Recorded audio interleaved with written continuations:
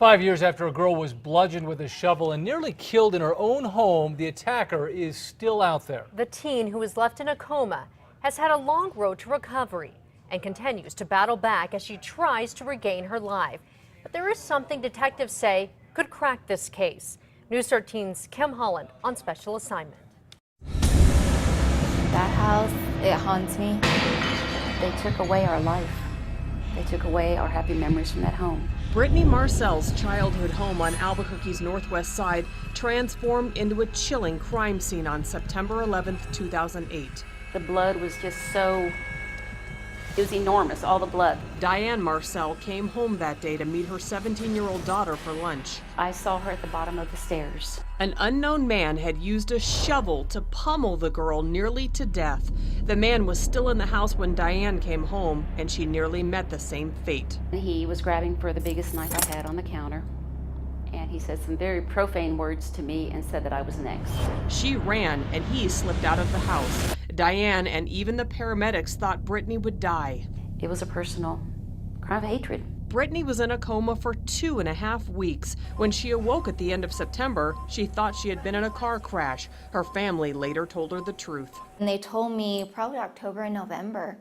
And I'm like, what? It's like, is that why I have the indentation on my head? They're like, yeah. That was 5 years ago. Today, Brittany is 22 years old, going to college and following her dreams. She has no memory of the attack. It's just blank. Or even much of her school years. I remember childhood like it was yesterday. But as for high school and middle school, nothing. She's tried to remember that horrible day to answer, who was that man? Why did he beat her so savagely? Was he really after her? Nothing was stolen from the home, so police don't think the man was a burglar. Based on Diane's quick glimpse of the attacker, police released this sketch of him. The case also was featured on an episode of America's Most Wanted. And despite receiving more than 40 tips, police got nowhere. Very frustrating because of so many dead ends. What could be the big break? As the suspect fled the scene, he left fingerprints behind and blood on the window.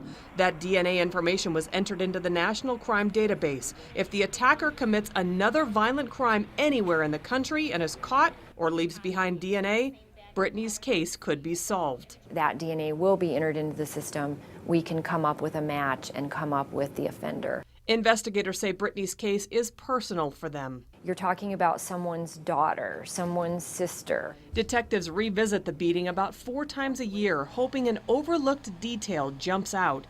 In the meantime, Brittany is slowly moving down the road to recovery. After the attack, she had to relearn to chew, swallow, and walk. The shovel attack also left her deaf in the left ear and blind in her left eye. Intense rehab and more than a dozen surgeries are helping to bring back Brittany's infectious smile. One day, she hopes nobody notices her disabilities and limitations. And it hurts. Somebody would do this to your child, or whether it was meant for her, or it just, nobody deserves what she went through. The physical scars may heal, but not the emotional ones. Brittany still lives in fear. Because I'm afraid that this guy is going to come again, and this time I'll be done. I won't be here anymore. Brittany and her mother live far away from the house that still haunts them.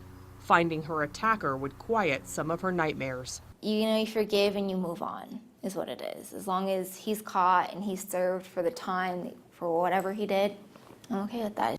On special assignment, he needs to be caught one way or another. Kim Holland, KRQE News 13. The reward for the capture of Brittany Marcel's attacker is now more than $30,000.